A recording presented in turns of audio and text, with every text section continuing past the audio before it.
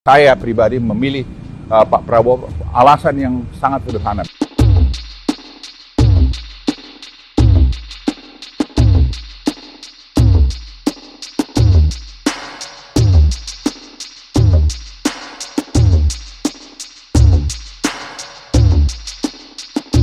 Waktu Pak Prabowo kalah dengan Pak Jokowi, kami saya buka. Kami bertempur berdua, ya. Dia marah sama saya. Tapi saya bilang, wah faktanya ya ini, kita mau apa gitu. Disitulah saya lihat kebesaran jiwanya dia. Dia bilang, ya udah bang, kalau gitu. Dia hormati keputusan itu. Walaupun tentu dalam periode tertentu, beliau galau juga yang saya masuk akal saya. Tapi kemudian dia mau bergabung lagi dengan Pak Jokowi. Dan kebesaran jiwa Pak Jokowi juga mau mengambil dia. Di mana kita cari pemimpin seperti begini gitu loh. Saya ingin menyampaikan pada Anda sekalian, kita akan memilih presiden tanggal 14 Februari ini. Dan satu momen yang penting buat kita menurut saya, kita tidak boleh salah pemimpin. Apa yang sudah dicapai Pak Jokowi sekarang, saya ingin katakan diakui oleh dunia.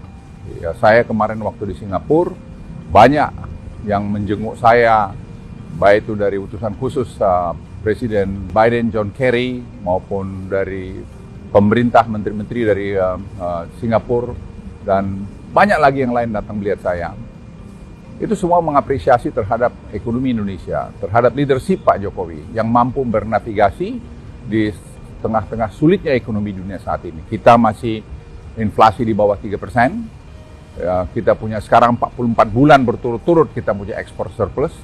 Itu belum pernah dalam sejarah Indonesia, dan kita melihat juga betapa sekarang current account dulu selalu defisit, sekarang sudah kita surplus, kadang-kadang ada sedikit negatif, tapi itu tidak menjadi isu lagi. Itu yang membuat rupiah kita di tengah-tengah terpaan naiknya the Fed misalnya tidak terlalu banyak terpengaruh. Cadangan devisa kita yang terbesar sepanjang masa 146 miliar dan tahun depan mungkin kita akan bisa dekat ke 200 miliar. Semua karena kebijakan-kebijakan ekonomi yang dibuat oleh Pak Jokowi dengan tim ekonominya yang menurut hemat saya itu juga tim ekonomi yang baik sekali. Ini kerjasama semua. Salah satu program yang menonjol itu adalah hilirisasi yang diakui dunia, dan di teman-teman negara berkembang di Afrika sekarang mencontoh kita, dan mereka tuh bingung kenapa Presiden Joko Widodo berani melakukan menyetop ekspor daripada raw materialnya ke negara-negara maju. Saya jelaskan, kita masalah survival. Kita harus menikmati, rakyat Indonesia harus menikmati nilai tambah itu. Dan ini keberanian Pak Jokowi melakukan itu.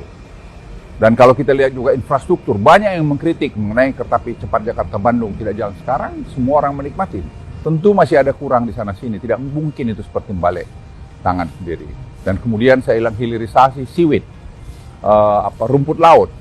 Tidak ada mungkin, atau sedikit sekali bangsa ini yang tahu bahwa sekarang terjadi satu perubahan yang luar biasa. Ini program tidak jangka pendek, jangka menengah, panjang.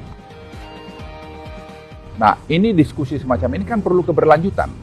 Tidak mungkin selesai zamannya Pak Jokowi, dan tidak mungkin juga selesai semua pada zaman presiden yang akan datang. Oleh karena itu kontinuitas menjadi kunci. Keberlanjutan menjadi kunci. Tidak perubahan-perubahan. Perubahan itu kita mulai dari nol lagi. Mulai dari nol lagi itu saya mengalami 10 tahun sebagai pembantu presiden, sebagai kepala staf presiden, dan sebagai menteri berbagai jabatan. Tidak gampang. Yang ngomong-ngomong itu hanya omong-omong aja. Coba dilakukan. Saudara-saudara sekalian, diskusi ini yang saya bawa saya tawarkan beberapa kepada calon presiden itu dan wakil presiden itu. Tapi yang merespons sangat positif dan langsung juga dengan langkah-langkah dia adalah Pak Prabowo. Berapa kali saya menyampaikan kami ada begini, beliau datang. Beliau datang ke kami dan beliau mengirim timnya ke kami dan berbicara dengan tim kami, dan beliau sangat setuju dan ini harus lakukan. Dia bilang sama saya, bang ini harus dilakukan, harus diteruskan. Karena ini program yang sangat baik sekali. Ini saya pikir perlu presiden yang paham dengan ini dan mau melakukan ini. Jangan pula nanti robah ganti yang lain, mengganti lagi. Kita riset sampai 4 tahun mengenai seaweed ini. Atau lebih malah mungkin. Dan sekarang kalau mau dibongkar lagi, kapan kita mau maju? Ingat, bonus demografi kita itu hanya berjalan sampai 2030. Setiap tahun kita lengah, setiap tahun kita kehilangan momentum. Sehingga kita tidak bisa keluar nanti dari middle income trap, dan kita tidak bisa nanti jadi negara high income country, dan tidak bisa juga nanti kita $10.000 per kapita trajectory yang kami lihat untuk sampai 2030. Jadi ini dari saya sampaikan. Jadi saya sampaikan simpulan saya, saudara-saudara sekalian sebangsa tanah air. Kita pilih orang yang tepat menjadi Presiden Republik Indonesia. Tanggal 14 yang tepat. Saya pribadi memilih Pak Prabowo, alasan yang sangat sederhana, berkelanjutan. Dan dia punya spirit NKRI yang bagus, dan dia membuktikan keberhasilan-keberhasilan dia yang lalu. Itu tidak dapat diungkiri. Itu dari saya, pesan dari saya sekali lagi Luhut Binsar Panjaitan, pilih Prabowo, karena menurut saya dia pilihan terbaik untuk presiden pada saat ini. Dan itu akan membawa kemajuan ke Indonesia, dan membawa keberlanjutan Indonesia.